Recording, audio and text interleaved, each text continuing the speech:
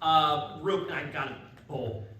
So what we did last year, to answer your question, while valuations did go up, legislature last year came in and for the first time, at least 4 decades, I'm pretty sure ever, what we did is we put a revenue limitation on city and county general basic levies.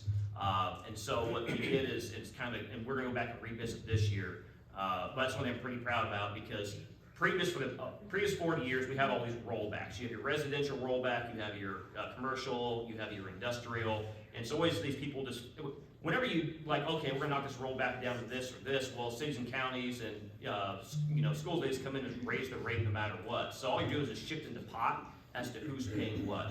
Last year we came in and we said, okay, because we saw these real estate evaluations, well, now they're coming on the September tax bill.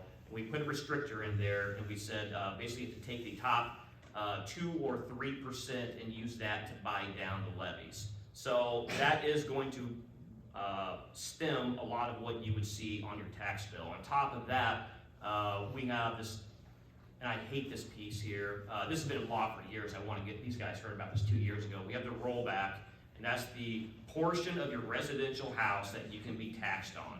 That rollback is attached to these valuations you're speaking of, and it went from 52% down to 46.7 or something thereabouts. So your entire taxable value went down about 5-6% there in the last, actually I think it was 54. So we have a lot more work to do on it. I mean, it's all where you live at, because you have your community college, you have your school, you have your county, you have your city. And it's how the individual, I couldn't tell you what yours gonna be, but I can tell you that you're gonna be paying a lot less in property taxes this year than if we had done nothing last year and the current law stayed in place. On top of that, we passed a senior property tax exemption for senior citizens 65 and above. That took additional taxable value to give them a direct some relief towards them. No offense, I'm not sure if you fall in that category or not or anything, this is a very complicated system. I was very clear last year. It's going to take multiple bills over multiple years to get this thing done. But one of the things I am proud on is, opposed to trying to shift tax burdens, we actually, for the first time ever, when local government said you can only capture a certain amount of growth, and some of that growth you have to return back to the property taxpayer, i.e. a lower valuation.